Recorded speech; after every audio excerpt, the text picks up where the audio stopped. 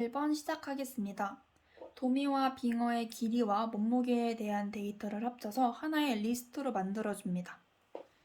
집함수를 사용하여서 동일한 개수의 랭스와 웨이트의 자료형을 묶어줍니다. 일반적인 포문으로도 묶어줄 수 있지만 집함수가 보다 더 간편하기 때문에 코드를 따로 수정하지는 않았습니다. 원소가 하나인 리스트 1과 0을 각각 35번, 14번씩 곱하여 총 49개의 타깃 데이터들을 만들어줍니다. K 최근접 이웃 분류 모델을 사용하기 위해서 해당 클래스를 임포트해주고 KN이라는 모델을 객체화하여 줍니다. 피쉬 데이터의 5번째 샘플만을 출력해줍니다. 여기서부터 4개의 명령어는 기본적인 인덱싱 사용 방법에 대한 명령어와 설명이기 때문에 따로 설명을 첨가하진 않겠습니다. 훈련 세트의 입력값 트레인 인풋은 피쉬 데이터의 0부터 34번째까지 총 35개의 데이터들을 사용합니다.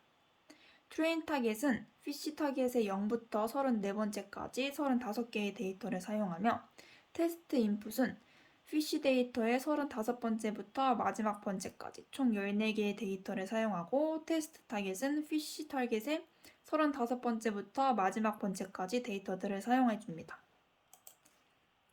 피트 메소드를 사용하여서 훈련 세트들로 모델을 훈련해주고 스코어 메소드를 통해서 테스트 세트로 정확도를 평가를 해줍니다. 하지만 훈련 세트에는 빙어 데이터가 들어가 있지 않기 때문에 여기서 출력 결과는 0이 출력이 됩니다. 빙어 데이터를 이제 혼합해주기 위해서 배열 라이브러리인 numPy를 임포트해줍니다. 어레이 함수를 이용하여서 앞에서 만든 피쉬 데이터와 피쉬 타겟 리스트를 각각 배열로 만들어서 집어넣어줍니다. 인풋 배열을 출력해주면 다음과 같습니다. 배열의 크기를 한 번 더 확인하기 위해서 shape 함수를 사용하면 샘플 수는 49개, 피처 수는 2개인 것으로 확인이 가능합니다. 랜덤 결과를 만드는 함수들은 매번 다른 결과를 만들어내기 때문에 난수 생성 패턴을 동일하게 관리하여 일정한 결과를 얻기 위해서 이 문제에서는 랜덤 시드를 지정하였습니다. 여기서 지정한 랜덤 시드는 42입니다. 또한 인덱스 값을 기억하기 쉽게 하기 위해서 어레인지 함수, 즉 등차 배열로 첫 항이 0이고 마지막 항이 48까지인 1씩 증가하는 배열을 만들었습니다. 만든 인덱스 배열을 셔플 함수를 통해서 무작위로 섞어주었습니다. 이렇게 하여 빙어 데이터와 도미 데이터를 무작위로 섞어주는 것입니다. 무작위로 섞인 인덱스를 출력해줍니다. 배열 인덱싱을 통해서 배열의 2번째와 4번째 값을 출력하고 한번 확인을 해볼 수 있도록 합니다. 트레인 인풋과 트레인 타겟을 랜덤한 데이터 배열 35개의 샘플로 각각 지정을 해줍니다. 인덱스 배열의 13번째 순번에 해당하는 값과 트레인 인풋의 순번에 해당하는 값이 같은지 출력하여 확인을 해봅니다. 출력 결과 32,340, 32,340으로 두 출력 결과가 같은 것으로 알 수 있습니다. 앞에서 만든 훈련 세트처럼 테스트 세트의 입력값과 타깃값을 각각 나머지 14개의 샘플들로 만들어줍니다. 이제 매플로립을 임포트하여서 X축은 랭스, Y축은 웨이트로 데이터들을 3포 그래프로 시각화하여 줍니다. 시각화한 그래프는 다음과 같습니다. 앞에서 만든 KN 객체를 그대로 사용하여서 fit 함수로 다시 한 번 더 훈련을 시켜줍니다. 스코어 함수를 통해서 정확도를 출력해줍니다. 출력 결과는 1.0, 즉 100%의 정확도를 출력하였습니다. predict 함수를 사용하여서 테스트 세트의 입력값과 예측 결과가 실제 타깃을 확인해 봅니다. 예측 결과는 00, 10, 111, 011, 0110이고 실제 타깃도 00, 10, 111, 011, 0110으로 둘의 출력 결과가 같은 것으로 알 수 있습니다. 여기까지 2-1의 설명을 마치겠습니다. 2-2번 설명 시작하겠습니다. 랭스와 웨이터에 해당되는 데이터들을 fish 랭스와 fish weight라는 리스트에 정렬하여 각각 대입하여 줍니다. 배열 라이브러리인 numPy를 임포트해줍니다. 컬럼 스택 함수는 리스트를 일렬로 세운 후에 나란히 연결하는 것으로 2-1에서 썼던 집함수와 비슷한 개념으로 생각하면 됩니다. 컬럼 스택을 사용하여 fish length와 fish weight의 리스트 값들을 합쳐줍니다. 두 리스트 값들이 잘 연결되었는지 처음부터 5개의 값만 출력하여서 확인을 해봅니다. 확인 결과 각각의 리스트들이 하나씩 연결되어 잘 출력되어 있는 것으로 나타납니다. once와 zeros, concatenate 함수를 사용하여 각각 하나의 리스트인 1, 2, 35개, 0이 14개인 타깃 데이터들을 생성하고 배열을 연결하여 줍니다. 타깃 데이터들이 잘 만들었는지 출력하여 확인을 해줍니다. 총 49개의 데이터들이 잘 만들어져서 출력되었습니다. 리스트나 배열을 알아서 비율에 맞게 훈련 세트와 테스트 세트로 나누어서 섞어주는 트레인 테스트 스플릿 함수를 사용하기 위해서 scikit-learn에서 임포트를 해줍니다. 각각의 트레인 인풋과 테스트 인풋, 트레인 타겟, 테스트 타겟, 그리고 랜덤 시드를 지정해줘서 데이터들이 나누어지게 합니다. 여기서 랜덤 시드는 2-1에서 사용하였던 42번 그대로 사용하도록 하였습니다. shape 함수를 통해서 훈련 세트와 테스트 세트의 입력값과 타깃값 데이터의 크기를 출력하였습니다. 타깃값들이 잘 섞였는지 출력하여서 확인을 해봅니다. 출력 결과는 다음과 같지만 현재 도미가 10개이고 빙어가 3개로 비율이 맞지 않아서 샘플링 편향이 발생하였습니다. 도미와 빙어의 비율을 35개, 14개로 다시 맞춰주기 위해서 stratify를 사용하여 샘플링 평양을 없애줍니다. 샘플링 평양을 없애주고 다시 한 번 더 타깃값을 출력하여서 확인해봅니다. 확인 결과 빙어의 개수가 하나 더 늘어서 비율이 얼추 맞춰진 것으로 확인됩니다. K-최근접 이웃 훈련을 위해서 임포트 해준 후에 객체를 만들어서 훈련을 시키고 정확도를 출력해줍니다. 정확도는 1.0, 즉 100%로 나옵니다. 도미로 예상되는 값 25,150을 넣어서 출력을 해줍니다. 프레딕트를 해줍니다. 하지만 예상과 다르게 빙어로 예측이 됩니다. 매플로립을 임포트하여서 삼포 그래프를 확인해봅니다. 삼각형 모양이 예측한 데이터 25,150에 해당되는 데이터입니다. 눈으로 보기에도 도미에 해당되는 것 같지만 이상하게 빙어로 예측이 되었습니다. 이번에는 해당 예측 데이터와 가장 가까운 이웃을 찾는 K-neighbors 함수를 사용하여 찾아줍니다. 찾은 인덱스 값들을 다시 삼포 그래프 마름모로 구분하여 시각화하여 줍니다. 그 결과 하나만 도미이고 나머지가 빙어의 샘플로 예측이 된 것 같습니다. 이웃 데이터들을 인덱스 값으로 출력을 해줍니다. 그 다음 타깃 데이터로 인덱스 값을 한 번 더 확인해 보지만 확실히 도미가 1개, 빙어가 4개입니다. 이번엔 해당 데이터와 근접 이웃 5개 샘플들의 거리를 출력해 줍니다. 여기까지 결과값을 보았을 때 첫 번째에 있는 값들이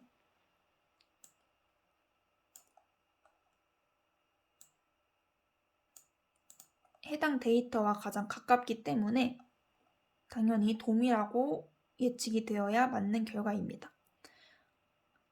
거리상 도미가 맞는 것 같은데 빙어로 나타난 이유는 그래프에서 X축과 Y축의 레이블의 범위의 편차가 컸기 때문에 조금만 거리가 멀어도 큰 값으로 계산되어 두 축의 범위를 똑같이 맞춰주고 다시 산점들을 통해서 다시 데이터들을 시각화해 줍니다.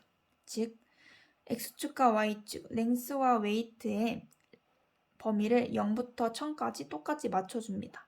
그 후 다시 시각화를 하였더니 왼쪽으로 살짝 치우친 그래프를 확인할 수 있습니다.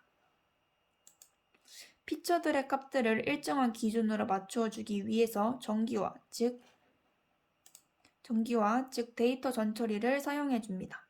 각각의 피처들의 평균과 표준 편차를 구해주기 위해서 각각의 함수를 사용해주고 열, 즉 피처별로 구해야 하기 때문에 엑시스를 1이 아닌 0으로 설정해줍니다. 두 함수 모두 exis를 1이 아닌 0으로 지정해줍니다. 계산한 평균과 표준 편차의 값을 출력해줍니다. 이제 표준 점수, 즉 Z를 구하기 위해서 각각의 데이터에서 평균을 빼주고 표준 편차를 나누어서 변환시켜줍니다. 구한 Z를 3포 그래프로 통해서 다시 데이터 시각화를 나타냅니다. 하지만 25,150이라는 예측 데이터를 변환하지 않았기 때문에 3포 그래프가 엉뚱하게 나올 것입니다. 이처럼 3포 그래프가 엉뚱하게 나왔습니다.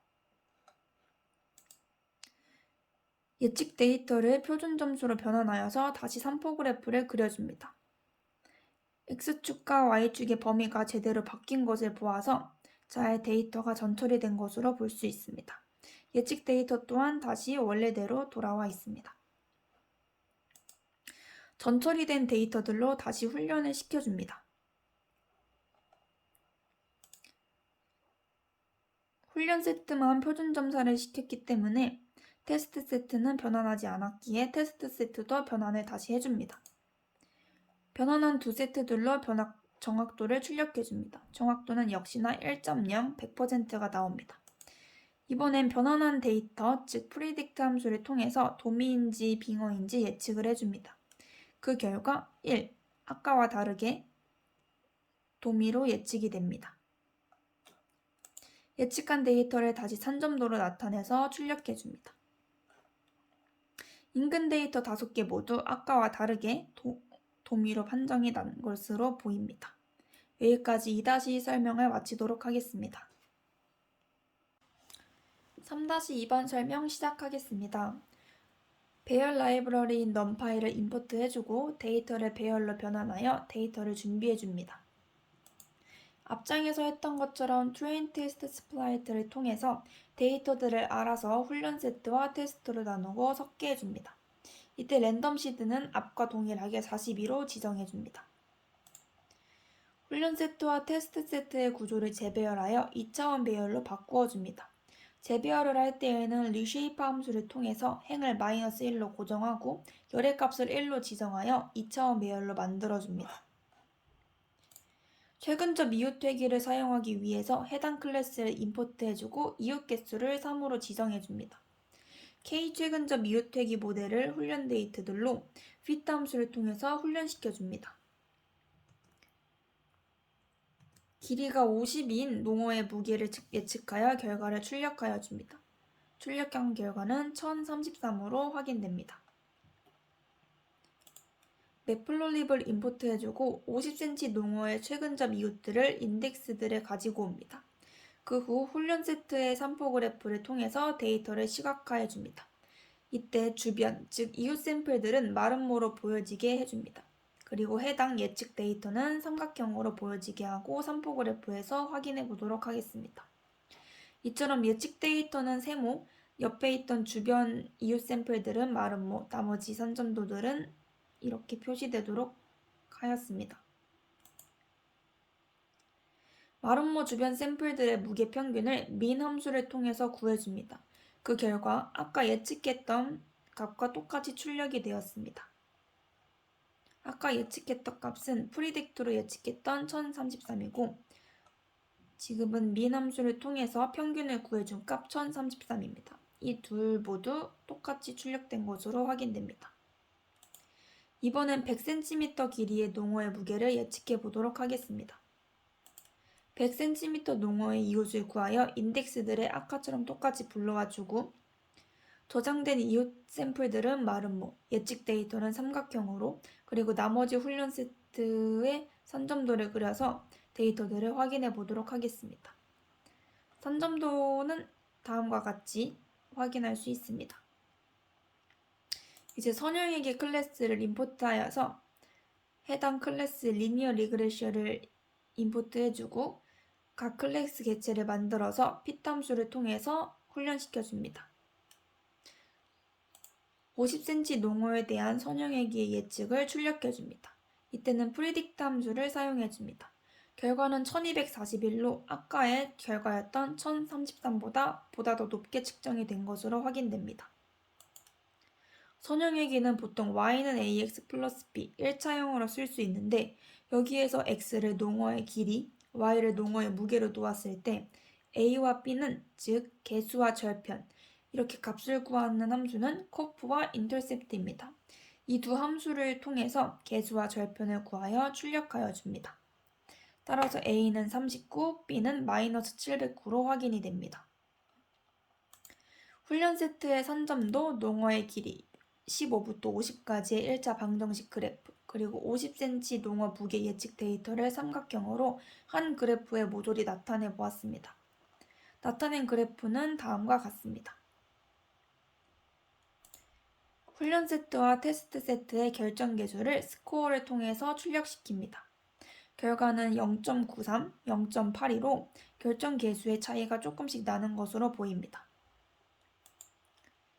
다항얘기 알고리즘을 진행하기 위해서 농어의 길이를 제곱하여 컬럼 스택을 사용해 원래의 데이터와 묶어서 훈련 세트와 테스트 세트를 트레인 폴리와 테스트 폴리로 새로 만들어줍니다. 두 훈련 세트와 테스트 세트의 데이터 크기를 확인하기 위해서 쉐이프 함수를 사용하여 줍니다. 각각의 피처들을 제곱하여 트레인 폴리와 테스트 폴리를 만들었기 때문에 이 다중회기는 선형회기에서 사용이 가능합니다. 따라서 선형회기를 훈련 세트로 다시 훈련시키고 50cm 농어의 무게를 예측하여서 한 번 더 출력하여 줍니다. 결과는 1573으로 앞에서 훈련했던 두 가지 방법보다 더 높게 측정된 것으로 확인됩니다. 훈련한 개수와 절편을 커프와 인터셉트 함수를 사용하여 출력하여 줍니다. 결과를 통해서 무게는 1.01 곱하기 길이의 제곱 마이너스 21.6 플러스 116.05 그래프를 학습한 결과를 확인할 수 있습니다. 구간별 직선을 그리기 위해서 15에서부터 49까지 일씩 증가하는 등차 배열을 어레인지 함수를 통해서 만들어줍니다. 훈련 세트의 3포 그래프, 만든 등차 배열의 2차 방정식 그래프, 50cm 무게 예측 농어 데이터를 한 그래프에서 시각화하였습니다. 시각화한 산점도는 다음과 같습니다. 훈련 세트와 테스트 세트 결정 계수를 스코어를 통해서 계산하여 출력하여 줍니다. 계산 결과는 0.97, 0.97로 아까 전 두 세트보다 결정 계수의 크기가 더 높아졌습니다. 하지만 소수점까지 보았을 때 테스트 세트의 개수 크기가 더 큰 것으로 보아서 과소적합이 조금 있는 것으로 보입니다. 여기까지 3-2 설명을 마치도록 하겠습니다. 3-3번 설명 시작하겠습니다. 농어 데이터를 인터넷에서 내려받아 데이터 프레임에 저장하기 위해 판다스를 인풋해주고 파일을 판다스에서 읽어와 데이터 프레임을 만들고 toNumPy 함수를 이용하여 numPy 배열로 바꾸어줍니다. 바꾸어준 농어 데이터를 출력해줍니다. 출력해준 결과는 다음과 같습니다. 타겟값은 numPy를 인풋하여 배열 안에 넣어줍니다. 농어 데이터와 타깃값은 훈련 세트와 테스터 세트로 나누어 섞이게 해줍니다. 이때에는 앞장에서 계속 썼던 train test split 함수를 사용하여 줍니다. 피처를 만들거나 데이터 전처리를 하기 위해서 폴리노미아 피처 클래스 변환기를 사용하여 줍니다. 해당 클래스를 임포트해주고 시험상 두 개의 피처로 이루어진 샘플 하나를 적용하여 출력하여 봅니다. 결과는 1, 2, 3, 4, 6, 9로 확인이 되며 피처의 샘플이 6개로 늘어난 것으로 보입니다. 앞에 있던 1을 없애주기 위해서, 즉 절편을 위한 항을 제거하기 위해서 include bias를 false로 지정하여 featured만의 곱한 값을 항만으로 추가되도록 합니다. 따라서 출력 결과에서 1이 사라진 것으로 보입니다. train input 값들을 폴리노미를 사용하여 변환하여서 train 폴리에 저장하고 배열의 크기를 확인하여 줍니다. 배열의 크기는 9개의 피처로 늘어난 것이 확인됩니다. 변환된 9개 피처 값들이 어떻게 생성되었는지는 getFeatureNames를 사용하여 확인할 수 있습니다. 테스트 세트를 변환하여서 테스트 폴리에 넣어줍니다. 훈련 세트를 했던 것처럼 테스트 세트 동안 변환하여 넣어줘야 합니다. 다중회귀 모델 훈련은 선형회귀 모델을 훈련하는 것과 같기 때문에 Linear Regression 클래스를 임포트 해주고 객체를 만들어 훈련 세트들로 훈련시켜 결정 계수를 출력해줍니다. 출력 결과는 피처를 늘렸기 때문에 훈련 세트의 결정 계수는 99로 굉장히 높아져 있습니다. 피처를 늘리면 늘릴수록 결정 계수는 조금씩 더 높아지는 것을 알 수 있습니다. 하지만 반면에 테스트 세트 결정 계수도 출력해보지만 97로 높지는 않지만 과소적합 문제는 사라질 만큼 높아진 것으로 보입니다. 피처 값을 늘리기 위해서 디그리를 5로 지정하여 5차 다중회계로 훈련시켜 똑같이 출력을 해봅니다. 5차 다중회계로 인해서 피처의 개수가 55개까지 늘어난 것으로 확인됩니다. 늘어난 55개의 피처의 값으로 다시 선형회계를 훈련시키고 훈련 세트의 결정 개수를 스코어를 통해서 출력해봅니다. 출력 결과는 0.99999999로 거의 완벽에 가까운 점수입니다. 테스트 세트의 결정 개수는 음수가 나옵니다. 이것은 피처의 개수를 너무 늘려놨기 때문에 훈련을 완벽하게 학습시켜 과대적합이 되어 테스트에서 결정 개수가 음수가 나온 것입니다. 이러한 과대적합을 막기 위해서는 규제를 사용하는데 규제를 사용하기 위해서는 스탠더드 스케일러를 임포트하여 객체를 만들고 트레인 폴리로 훈련을 시켜줍니다. 트레인 폴리와 테스트 폴리의 값들을 표준 점수 Z로 변환시켜서 트레인 스케일드와 테스트 스케일로 지정해줍니다. 선형 모듈 안에 있는 리치를 임포트하여 모델 객체를 만들고 fit로 훈련을 시킨 후에 스코어 함수를 통해서 훈련 세트와 테스트 세트를 각각 평가합니다. 결과는 0.989, 0.979로 훈련 세트는 0.999에서 좀 낮아졌긴 했지만 테스트 세트의 점수는 올라서 과대적합이 되지 않는 상태로 됐다고 볼 수 있습니다. 이번엔 매플로립을 임포트하여서 알파 값에 따른 스코어 함수의 결과값을 저장할 리스트들을 각각 만들어줍니다. 알파 값을 0.001부터 100까지 10배씩 늘려가면서 리치의 길을 포문을 통해서 계속하여 반복하여 훈련시킵니다. 이때 알파 값에 따른 훈련 점수와 테스트 점수를 아까 만들어 두었던 트레인 스코어와 테스트 스코어 리스트 안에 어펜드하여 추가하여 줍니다. 알파 값을 0.001부터 시작하여 10배씩 늘렸기 때문에 그래프가 왼쪽으로 치우쳐져 있어 보기 힘들 수 있습니다. 그렇기 때문에 보기 편하게 알파 값을 로그 함수로 바꾸어서 0.001은 마이너스 3, 0.01은 마이너스 2, 0.1은 마이너스 1, 1은 0, 10은 1, 100은 2로 바꾸어서 표현을 해줍니다. 그 후 훈련 세트와 테스트 세트의 그래프를 각각 시각화해 줍니다. 시각화한 그래프는 다음과 같습니다. 왼쪽은 훈련 세트가 높은 과대적합이 나타났으며 오른쪽은 둘 다 처져 있는 과소적합이 나타내 있는 상태지만 두 그래프가 그래도 가장 가까이에 있는 알파 값, 즉 마이너스 1, 즉 10이 가장 적합한 최종 모델로 훈련시킬 수 있는 알파 값으로 선택되었습니다. 알파 값을 0.1로 결정하여 리치 회기를 훈련시킵니다. 훈련시킨 리치 회기의 훈련 세트와 테스트 세트의 결정 계수를 출력해줍니다. 0.99와 0.982로 균형을 유지하고 있는 것으로 보입니다. 라쏘 회기를 사용하기 위해서 선형 모델에서 라쏘를 임포트해주고 모델 객체를 만들어 fit 함수를 통해서 훈련시키고 스코어 함수를 통해서 결정 계수를 각각 출력해줍니다. 이때의 결과값은 0.989, 0.98로 균형을 잘 유지하고 있는 것으로 보입니다. 리치와 마찬가지로 라쏘 또한 알파 값에 따른 결정 계수를 닮은 리스트를 생성해주고 알파 값은 0.001부터 100까지 10배씩 커지는 값들이고 이것들을 통해서 반복적으로 라쏘 모델을 훈련시켜줍니다. 훈련시킬 때마다의 훈련 점수와 테스트 점수는 트레인 스코어와 테스트 스코어에 어펜드 해줍니다.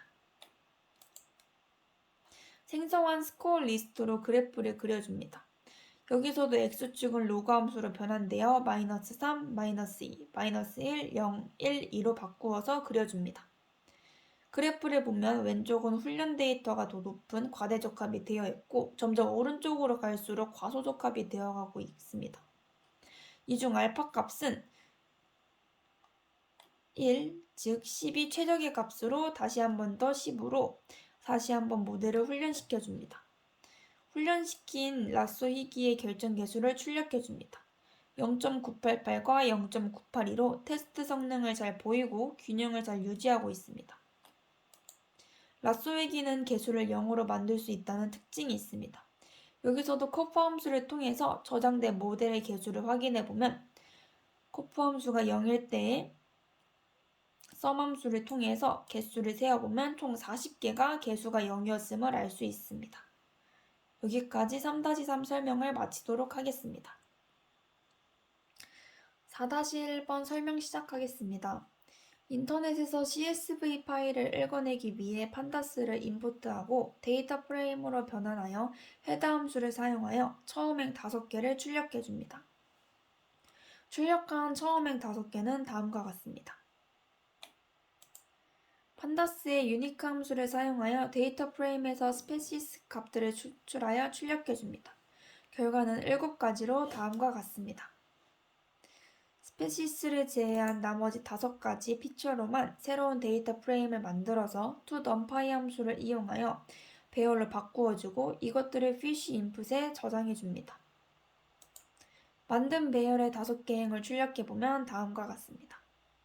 각각의 피처로 이루어진 것입니다. 타깃값은 아까 빼놓았던 스페시스로 toNumPy 함수를 사용하여 배열을 만들어주고 이것 또한 fish 타겟에 저장해줍니다. 트레인 테스트 스플라잇을 사용하여서 훈련 세트와 테스트 세트를 자동으로 나누어주고 섞어주는 함수를 사용해줍니다. 데이터들을 정기화, 즉 전처리를 위해서 스탠다드 스케일러를 임포트하고 모델 객체를 만들어주고 훈련 세트와 입력 값들을 훈련시켜줍니다. 또한 훈련 세트와 테스트 세트 모두 데이터들을 변환하여 트레인 스케일드, 테스트 스케일드로 저장하여 줍니다.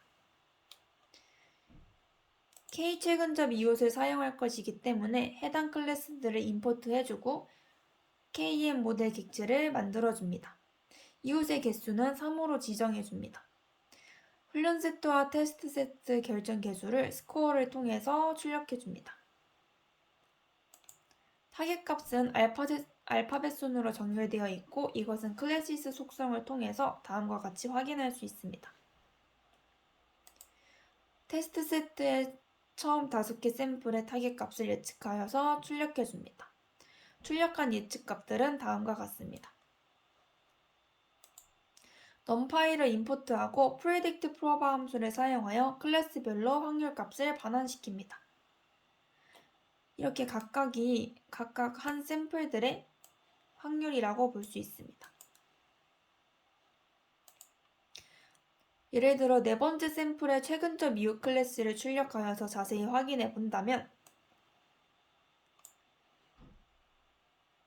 결과는 로치가 1개, 펄치가 2개로 4번째 확률은 3번째 샘플인 펄치일 확률, 즉 3개 중에서 2개이기 때문에 3분의 2, 즉 0.6667이 나온 것이며 이번엔 3개 중에 하나인 로치일 확률은 3개 중에 하나이므로 0.333이 나오게 됩니다. 따라서 4번째 샘플의 확률은 이렇게 나오게 된 것입니다. 이번엔 numpy와 매플로립을 임포트하여서 시그모이드 함수를 그려보겠습니다. 그려진 시그모이드 함수는 다음과 같습니다. true와 false 값을 전달하여서 행을 선택하여 출력하는 이 명령어는 여기 부분은 단순한 개념 설명이기 때문에 설명을 생략하도록 하겠습니다. 바로 다음으로 넘어가서 도미와 빙어인 행만을 골라내기 위해서 5화비트 연산자를 사용하여 이진 분류를 하고 그것을 배열에 각각 저장해 줍니다. 이렇게 도미와 빙어인 것을 5화비트 연산자를 사용하고 이진 분류하여서 각각 배열에 저장해 줍니다. 로지스터 회기를 인풋하여서 모델 객체화를 하고 훈련을 시켜줍니다. 훈련시킨 모델을 처음부터 5개의 샘플만 가지고 예측하고 결과를 출력합니다. 또한 출력한 결과들을 이제 각각의 확률로 나타내 줍니다. 클래시스 속성을 사용하여서 출력한 확률에서 첫 번째 확률이 도미이고 두 번째 확률이 빙어임을 확인할 수 있습니다. 첫 번째 확률이 도미라고 했기 때문에 여기에서 첫 번째가 0.997이므로 도미임을 알 수 있습니다. 두 번째 샘플에서는 스멜트, 뒤에 있는 빙어에 0.97이 있기 때문에 빙어입니다. 세 번째는 앞에 있는 첫 번째 확률이 0.99이므로 도미. 네 번째도 앞에 있는 확률이 0.98로 크기 때문에 도미. 마지막 앞에 있는 확률이 0.99로 도미. 이런 식으로 첫 번째에 있는 확률이 도미, 두 번째에 있는 확률이 빙어임을 확인할 수 있습니다. 로지스터 회기에서 개수와 절편을 확인하여 방정식을 정리해보면 일단 먼저 커프와 인터셉트 함수를 사용하여서 개수와 절편을 확인하면 아래와 같습니다. 이것을 통해서 학습한 방정식은 길기 때문에 드래그로 표시해 놓기로 하겠습니다. 디시전 펑션 함수를 사용하여서 처음 5개 샘플의 표준 점수, 즉 Z값을 출력해 줍니다. 출력된 표준 점수는 선형의 길 로지스터 회기에서 통과한 Z값들로 볼 수 있습니다.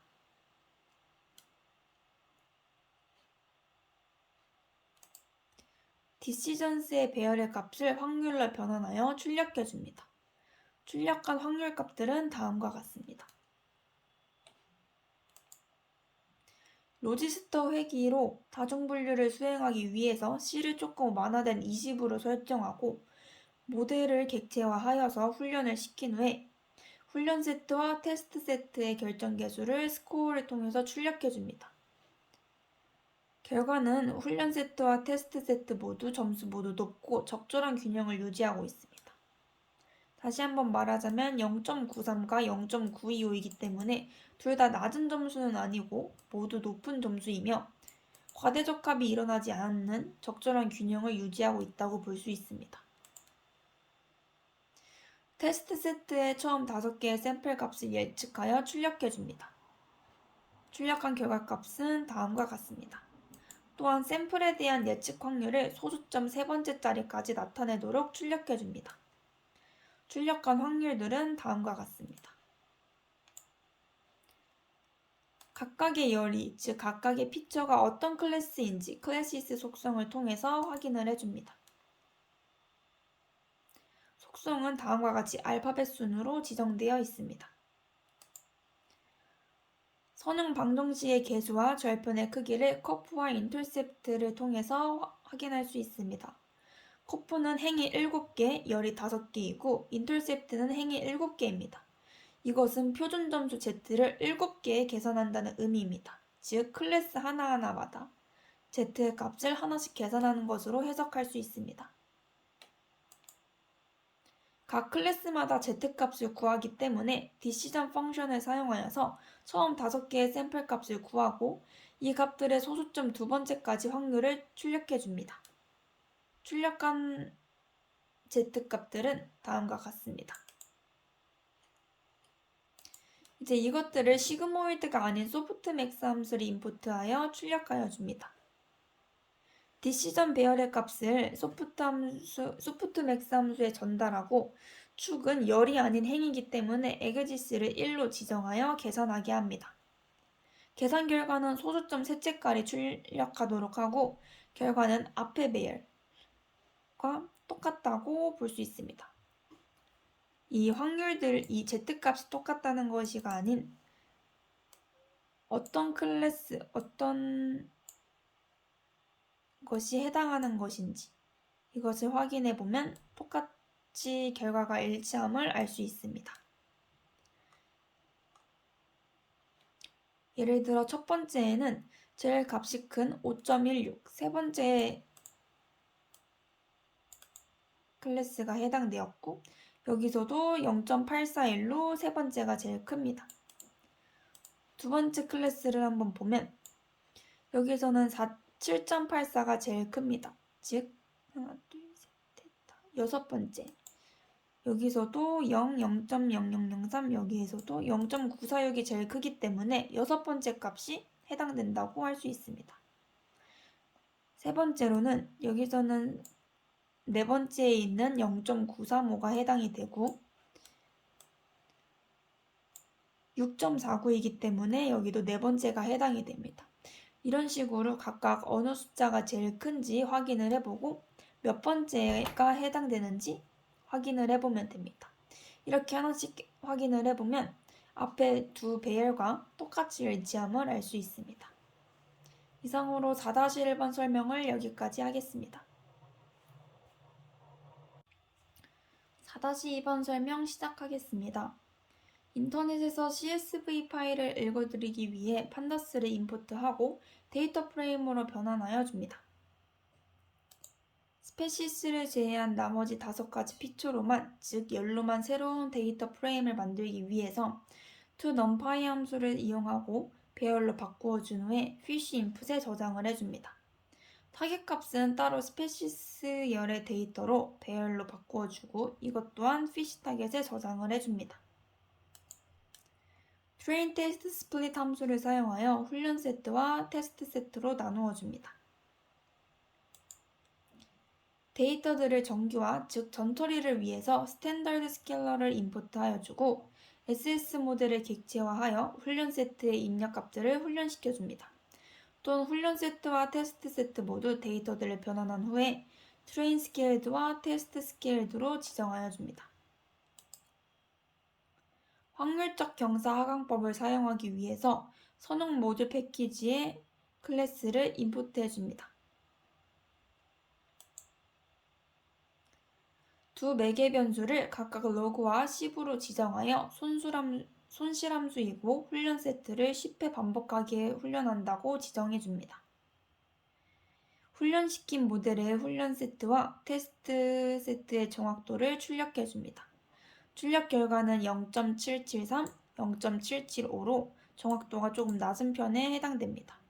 이것은 반복 획수가 10회였기 때문에 반복 획수가 부족했던 것으로 확인됩니다. 새로운 객체를 따로 만들지 않고 모델 SC를 추가로 더 훈련시켜줍니다.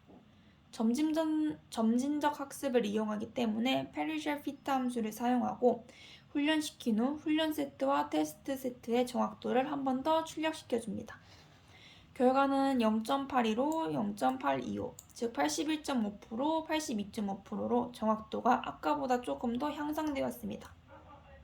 즉 반복 획수를 증가시킬수록 정확도가 조금 더 향상된다는 것을 알 수 있습니다. numPy를 임포트한 후에 모델을 객체화하고 에포크마다의 결과를 기록할 리스트를 훈련 세트와 테스트 세트마다 각각 만들어줍니다. 또한 numpy unique 함수를 통해서 훈련 세트의 타깃값의 목록을 따로 만들어줍니다.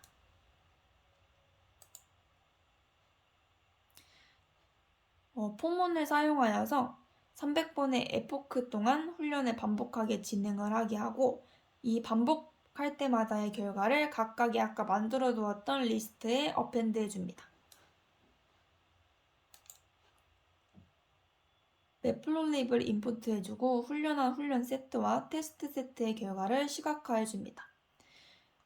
그래프를 통해서 에포크 초반에는 과소적 값이 나타난 것으로 보이며 점점 100번째 이후에는 이제 격차가 벌어지기 시작하는 것으로 보입니다.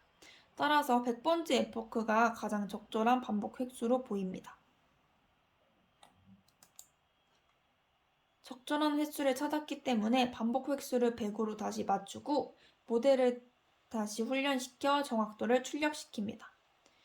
정확도는 0.957, 0.925, 즉 95.7과 92.5로 정확도가 높게 출력되었습니다.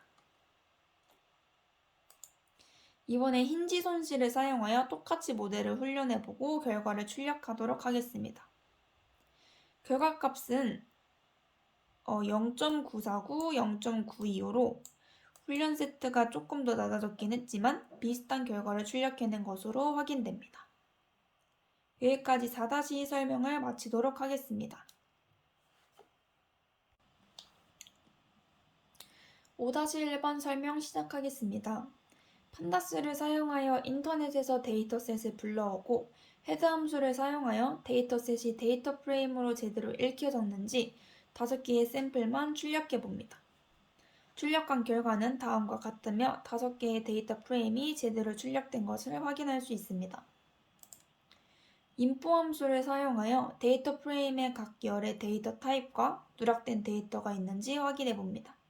결과를 보면 데이터들은 총 6497, 총 샘플의 개수는 6497개이며 데이터의 타입들은 플로트, 즉 실수값이고 non-룰로 누락된 값은 없습니다. describe 함수를 사용하여서 최소, 최대, 평균값을 알아볼 수 있습니다. 데이터 프레임의 평균, 표준 편차, 최소, 최대 등 다양한 값의 데이터 프레임을 확인할 수 있습니다. 알코올과 당도, 산도의 값이 스케일이 다르기 때문에 데이터 전처리를 해주기 전에 데이터 프레임의 numPy를 배열로 바꾸어줍니다. 이때는 toNumPy 함수를 사용하여 바꾸어주고 타깃 값은 클래스 값으로 이것 또한 toNumPy 함수를 사용하여 배열로 바꾸어줍니다. train test splice를 인풋하여서 훈련 세트와 테스트 세트로 각각 나누어주고 샘플 개수는 6497개로 많기 때문에 테스트 사이즈는 25%가 아닌 20%, 즉 0.15만 지정해 주어도 충분합니다. 각각의 세트의 크기를 확인해보면 훈련 세트는 5197개, 테스트 세트는 1300개, 각각의 피처는 3개로 확인할 수 있습니다. 데이터 정교화를 위해 스탠더드 스케일러를 인풋해주고 훈련 세트와 테스트 세트의 데이터를 변환하여 트레인 스케일드와 테스트 스케일드에 넣어줍니다. 로지스틱 회귀 모델을 인풋하여서 모델을 객체화하고 훈련시킨 후에 훈련 세트와 테스트 세트의 정확도를 스코어 함수를 통해서 출력해줍니다. 출력된 정확도는 0.78, 0.77, 즉 78%와 77%로 높지 않은 정확도임을 알 수 있습니다. 로지스틱 회귀가 학습한 개수와 절편을 출력해줍니다. 학습한 개수는 이렇게 3개와 같고 학습한 절편은 1.81로 다음과 같습니다. 결정트리 알고리즘을 사용하기 위해서 Decision Tree Classifier 클래스를 인풋해주고 모델 객체화를 하여서 fit 함수를 통해서 훈련시켜줍니다. 훈련시킨 모델의 훈련 세트와 테스트 세트의 정확도를 스코어 함수를 통해서 출력시켜줍니다. 출력된 정확도는 0.99와 0.85로 99%와 85%임을 알 수 있습니다. 이것은 훈련 세트가 더 많기 때문에 과대적합이 된 모델로 볼 수 있습니다. 맵플로닛과 트리를 인풋하여서 결정트리 모델 객체 플롯트리에 전달하여 데이터를 시각화합니다.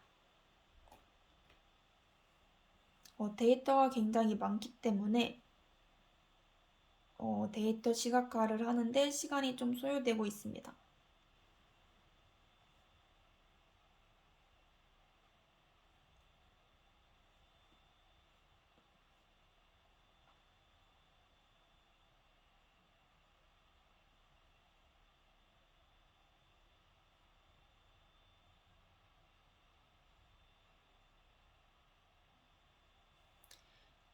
이렇게 복잡한 플롯트리의 데이터 시각화가 나왔고 앞의 결과가 너무 복잡하기 때문에 트리의 깊이를 제한하여서 다시 출력을 해주겠습니다. 맥스딥스를 1로 제한하여서 루트 노드를 제외하고 하나의 노드만을 더 확장하여서 그릴 수 있게 지정을 해줍니다. 지정을 해주니 이렇게 간단한 트리가 나옴을 확인할 수 있습니다. 이번엔 가지치기를 위해서 맥스딥스를 3으로 지정해주고 훈련 세트와 테스트 세트의 정확도를 스코어 함수를 통해서 출력해줍니다. 훈련 세트의 성능은 좀 낮아졌기 0.84, 84%로 낮아졌긴 했지만 테스트의 성능은 그대로입니다. 따라서 과대적합이 됐다고는 볼 수 없는 균형입니다. 이제 트리 구조로 시각화하여 나타내줍니다. 이렇게 시각화됨을 확인할 수 있습니다.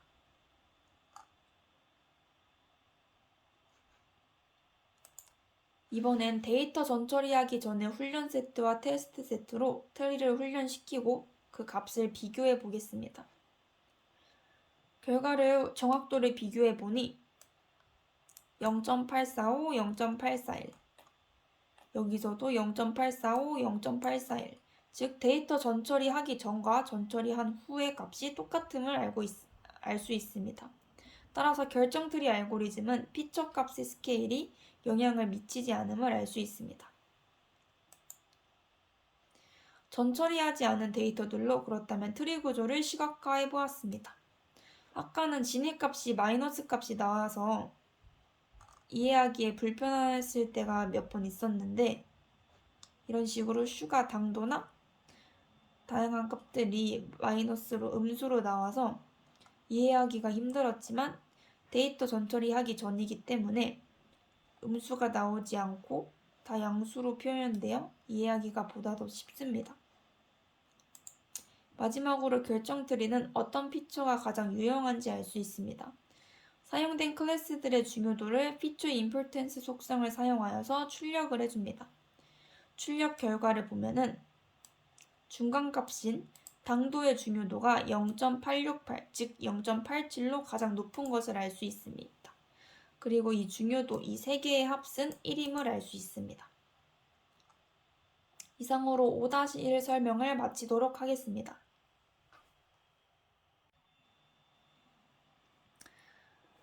5-2번 설명 시작하겠습니다.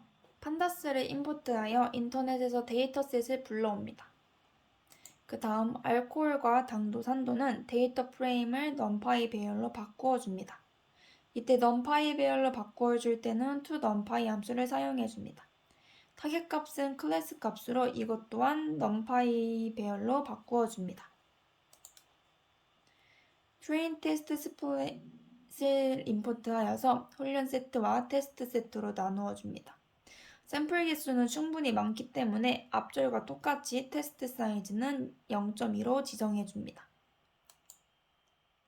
한 번 더 훈련 세트의 입력값과 타깃 값을 다시 트레인 테스트 스플릿을 사용하여 새로운 훈련 세트와 검증 세트, 서브 인풋, 벌류 인풋, 서브 타겟, 벌류 타겟을 만들어 줍니다.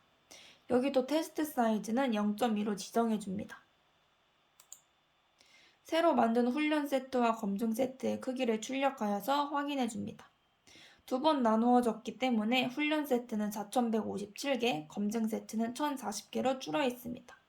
그리고 각각의 피처들은 3으로 일치합니다. 결정트리 알고리즘을 사용하기 위해서 Decision Tree Classifier 클래스를 임포트해주고 모델 객체화를 하여서 fit 함수를 통해서 훈련시켜줍니다. 훈련시킨 모델의 훈련 세트와 테스트 세트의 정확도를 스코어 함수를 통해서 출력해줍니다. 출력된 정확도는 0.997, 0.864, 즉 99%와 86%로 과대적합된 모델로 볼 수 있습니다.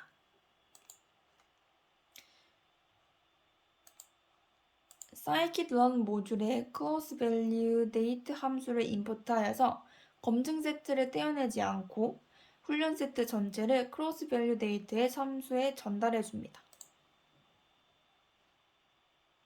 이렇게 전달했을 때 feed time, score time, 테스트 스코어 이렇게 세 가지의 피처를 가진 딕셔너리를 반환하게 됩니다. 그리고 각각의 앞에 있는 타임들은 5가지의 다른 숫자로 키들로 반환시켜집니다.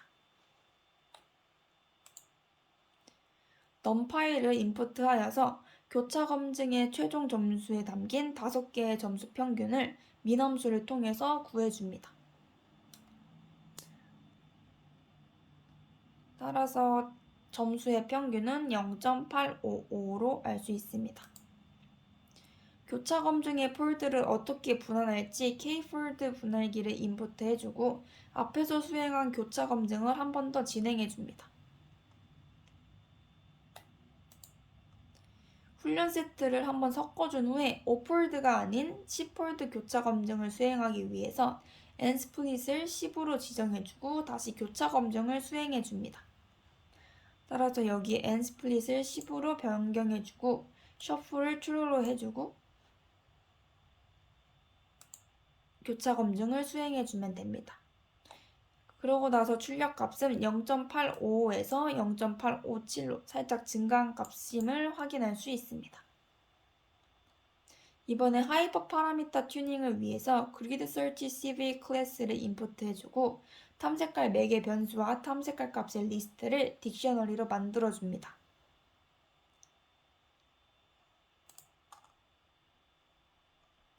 그리드 서치 CV 클래스에 탐색할 모델과 파라마스 변수를 전달하여서 그리드 서치 객체를 따로 만들어줍니다. 만든 객체를 fit 함수를 통해서 훈련시켜줍니다. 그리드 서치는 최적의 하이퍼 피라미드를 찾으면 자동으로 한 번 더 훈련을 해주기 때문에 베스트 에스티메이트 속성에 저장되어 있는 값을 사용하여서 정확도를 출력해줍니다. 정확도는 0.961, 즉 96%로 좋은 값이 나왔습니다. 최적의 매개 변수는 베스트 파라마스 속성에 저장되어 있으므로 이것을 출력하여서 값을 확인해보면 됩니다. 확인한 결과는 0.001임을 알 수 있습니다. 따라서 최적의 매개 변수는 0.0001임을 알 수 있습니다. 교차 검증을 통해서 얻은 테스트 스코어의 평균값은 민 테스트 스코어 속성에 저장되어 있으며 이를 출력하여서 한번 확인해 줍니다. 따라서 출력된 평균값들은 다음과 같습니다. 이 중에서 처음 값이 즉 0.868이 가장 큰 것을 확인할 수 있습니다. 굳이 위에처럼 눈으로 확인하지 않아도 알그막스 함수를 사용하면 가장 큰 값의 인덱스를 추출할 수 있습니다. 알그막스 함수를 사용하여 가장 큰 값의 인덱스를 추출하고 파라마스키에 저장된 해당되는 인덱스의 매개 변수를 출력해줍니다. 출력 결과는 아까 확인했던 0.0001임을 확인할 수 있습니다. 어레인지 함수를 사용하여서 등차 배열을 만들어주고 노드의 깊이는 5에서 20까지 일씩 증가하면서 15개의 값을 만들어줍니다. 또한 최소 샘플 수도 2에서 100까지 10씩 증가하여 총 10개의 값을 만드는 매개 변수를 만들어줍니다. 따라서 총 검증 횟수는 9 곱하기 15 곱하기 10, 즉 1350개이고 모듈의 수는 보통 기본 5폴드이기 때문에 1350 곱하기 5인 6750개입니다.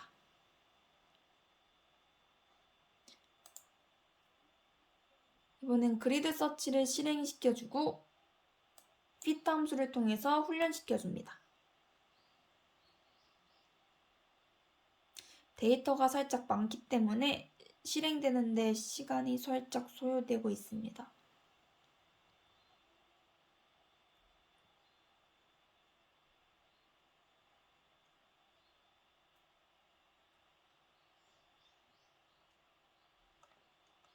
다음과 같이 실행한 결과가 뜨고 있고 최상의 매개 변수 조합과 최상의 교차 검증 점수를 출력하여 확인합니다.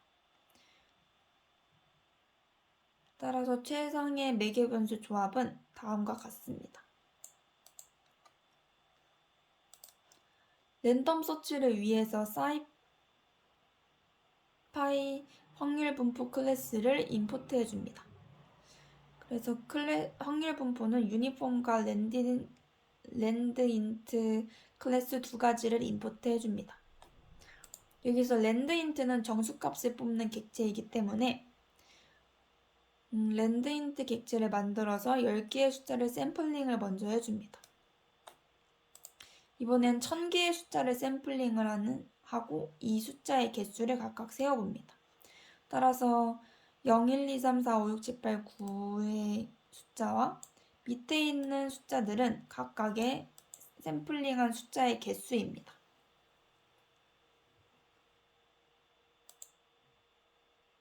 실수값을 뽑는 유니폼 객체를 사용하여서 0부터 1까지 사이에 10개의 수를 추출해줍니다. 유니폼은 실수값을 뽑기 때문에 0부터 1 사이로 범위를 지정해줍니다.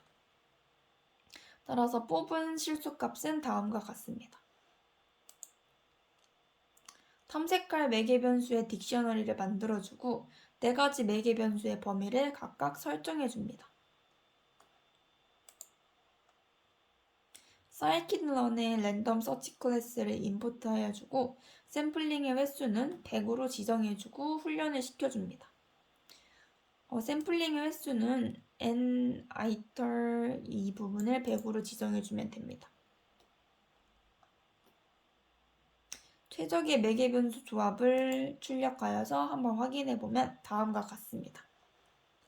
따라서 깊이는 39 이런 식으로 나옵니다.